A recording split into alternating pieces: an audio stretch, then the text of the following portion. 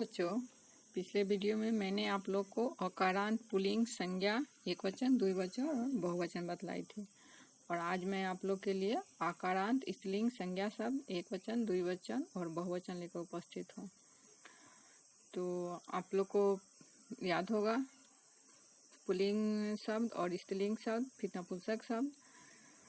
तो यहाँ देखिए, कन्या एकवचन हो गया, एक कन्या है तो एकवचन हो गए, दो है तो कन्या और तीन है तो कन्या। बच्चे, यहाँ एक वचन के लिए जो मूल शब्द रहता है वही संस्कृत के शब्द में आ जाता है, और द्विवचन के लिए आकार हट कर के अय हो जाता है और बहुवचन में विसर्ग लग जाता है। जैसे नीचे देखिए, माला एक वचन में माले आकार हट करके एकले लग गया, और बहुवचन में माला में विसर्ग लग गया। बहुवचन एकदम आसान है, एक वचन में माला, द्वि में माले और बहुवचन में माला। उसी तरह नीचे अजा, अजा मतलब बकरी, द्विवचन में अजे और बहुवचन में अजा। एक बकरी, दो बकरी, अनेक बकरी, बकरियां। आगे देखे, पढ़े और समझे में है, स्त्रीलिंग आकारांत मूल शब्दों में स्त्रीलिंग एकवचन शब्द बनाने के लिए उनमें कोई परिवर्तन नहीं किया जाता। जैसे मूल शब्द है लता और शब्द रूप है लता। स्त्रीलिंग द्विवचन शब्द रूप बनाने के लिए इन मूल शब्दों में आ हटा करके ए जोड़ दिया जाता है, जैसे कि मैं बताई हूँ। जैसे बालिका में ए जोड़ दिए, कलिका में ए जोड़ दिए, कलिके हो गए अर्थात दो कलियां। गायक में ए जोड़ दिए, गायके हो गए दो गायिकाएं। इन मूल शब्दों से स्त्रीलिंग बहुवचन बनाने के लिए उसमें विसर्ग जोड़ा जाता है। जैसे बाटिका में विसर्ग जोड़ दिए, बाटिका कई फुलवाड़ियाँ। अजा में विसर्ग जोड़ दिए, अजा कई बकरियाँ। इस तरह से हो गया। आगे देखिए, छात्र और छात्रा जैसे अकारांत पुल्लिंग और आकारांत स्त्रीलिंग शब्दों के बहुवचन के रूप एक समान होते हैं। यथा, यथा का अर्थ होता है जैसे। देखिए, यहाँ अकारांत पुल्लिंग शब्द है छात्र, और उसका आकारांत में स्त्रीलिंग शब्द है छात्रा और बहुवचन छात्रा।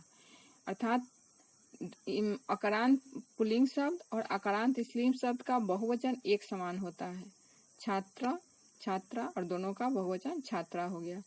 इसी तरह अकारांत पुल्लिंग एक वचन है शिष्य, अकारांत स्त्रीलिंग एक वचन है शिष्या, लेकिन बहुवचन दोनों का है शिष्या। इसी तरह कोकिल है, कोकिला है, और बहुवचन में कोकिला।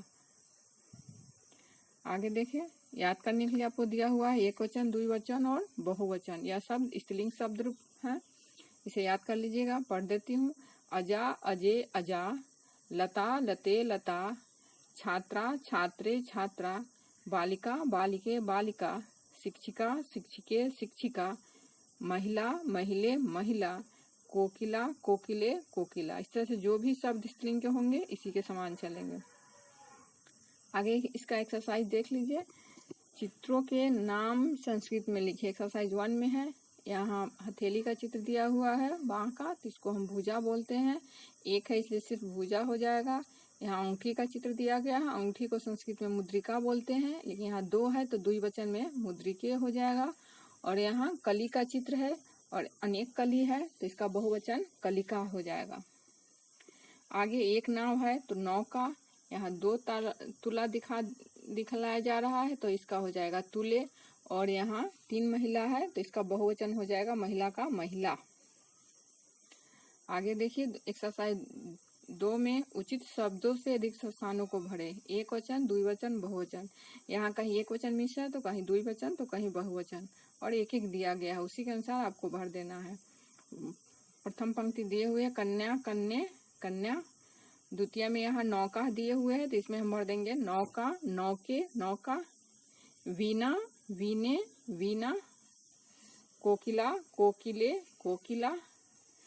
कलिका, कलिके, कलिका। एक्सरसाइज 3 देखते हैं।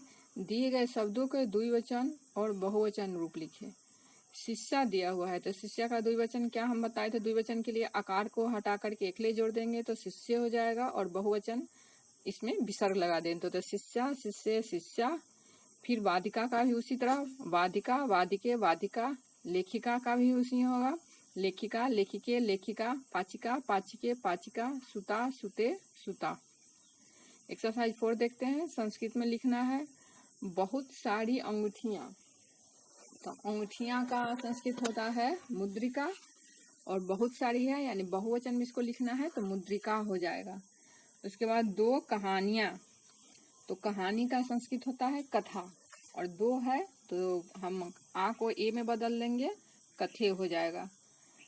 ग है कई माताएं, माता का संस्कृत होता है अम्बा, और कई है जिसका बहुवचन हो जाएगा अम्बा, सिर्फ विसर्ग जोड़ देंगे बहुवचन बन जाएगा।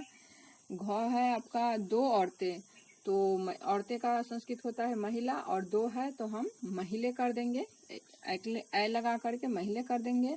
अंगा 1 घोड़ी है, यह एक वचन है तो घोड़ी का संस्कृत होता है अश्वा, जिसको अश्वा ही रहने देंगे, अश्वा लिख देंगे। चलिए आगे देखते हैं। एक्सरसाइज 5 निम्नलिखित शब्दों के अर्थ लिखना है। शिष्य, यहाँ देखिए शिष्य एकले वाला है यानी 2 के लिए है, तो यहाँ लिख देंगे, क्या लिख देंगे, 2 शिष्य, शिष्याएं, 2 शिष्याएं। वाटिका सिर्फ आकार है और कुछ नहीं है, न विसर्ग है न एकले है, तो इसका क्या हो जाएगा, 1 फुलवाड़ी। वाटिका का संस्कृत होता है फुलवाड़ी, तो 1 फुलवाड़ी। उसके बाद क्या है, नासिका, यहाँ आकार है सीधे, तो नासिका का हिंदी होता है नाक, तो इसका हम लिख देंगे 1 नाक। उसके बाद है कलिके, यहाँ देखिए बच्चों एकले लगा हुआ है यानी 2 के लिए है, तो कलिके है तो हम इसको 2 कलियां लिख देंगे। उसके बाद कछा है, यहाँ विसर्ग लगा हुआ है, विसर्ग लगने का मतलब है कि यह बहुवचन में है, तो हम क्या लिख देंगे, अनेक कछाएं। उसके बाद भुजा है, यहाँ भी विसर्ग लगा हुआ है, बहुवचन के लिए है, तो हम लिख देंगे अनेक बाहें। एक्सरसाइज 6 देखते हैं। निम्नलिखित शब्दों के पुल्लिंग रूप सभी वचनों में, निम्नलिखित शब्दों के पुल्लिंग रूप सभी वचनों में लिखे। अच्छा, जैसे आपका यहाँ स्त्रीलिंग दिया हुआ है अश्वे, तो यह द्विवचन में है, तो इसी का पुल्लिंग का हमको द्विवचन लिखा हुआ है यहाँ अश्व। इस तरह यहाँ अध्यापिका स्त्रीलिंग 1 वचन है, तो इसका पुल्लिंग का भी 1 वचन लिखना होगा, तो क्या हो जाएगा, अध्यापक। यहाँ गाय का बहुवचन है, स्त्रीलिंग में है, तो इसका पुल्लिंग का भी बहुवचन लिखना है, तो इसका गायिका हो जाएगा। यहाँ छात्रा है, स्त्रीलिंग का बहुवचन है, तो इसका पुल्लिंग का बहुवचन भी छात्रा ही हो जाएगा, तो हम छात्रा लिख लेंगे। 7 में देखते हैं। निम्नलिखित शब्दों के लिंग और वचन लिखिए। अब आपको पहचानना है यह कौन सा लिंग है और कौन वचन है, तो आइए देखते हैं। पहला शब्द है लेखिका, तो बच्चों यहाँ हम आकार के साथ विसर्ग लगा हुआ है, आपको पता है जे आ वाला शब्द जो है जो स्त्रीलिंग होता है और उसमें विसर्ग लगा हुआ है तो बहुवचन हो जाएगा, तो इसका लिंग हो गया स्त्रीलिंग और वचन हो गया बहुवचन। उसी तरह आपका सूता है, सिर्फ आकार है, आकारांत स्त्रीलिंग होता है, तो यह स्त्रीलिंग है और इसमें विसर्ग नहीं है, तो इसलिए यह 1 वचन हो गया। अगला देखते हैं। अगला है लेखिका। अब यहाँ देखिए आकार भी है और विसर्ग भी है, तो आप ऊपर पढ़े हैं कि आकार के साथ जब विसर्ग लगता है तो वह सब बहुवचन होता है। लेखिका है तो लेखिका पुल्लिंग हो गया और बहुवचन हो गया। अगला शब्द है आपका शिक्षिका। अब यहाँ देखिए शिक्षिका, यहाँ स्त्रीलिंग शब्द है और विसर्ग लगा हुआ है, तो इसको हम लिंग में स्त्रीलिंग लिख देंगे और वचन में बहुवचन लिख देंगे। अगला है मूसिको, कौ औकार वाला हो जाता है, पुल्लिंग का द्विवचन। बालका, बालको, बालका आपने पढ़ा है पीछे, तो मूसिको, तो मूसिको आपका हो जाएगा पुल्लिंग और द्विवचन। अगला शब्द है शिक्षका। यहाँ शिक्षक जो है पुल्लिंग शब्द है और विसर्ग लगा हुआ है, अर्थात यह बहुवचन है। तो इस तरह से आपका यह एक्सरसाइज पूरा हुआ। आगे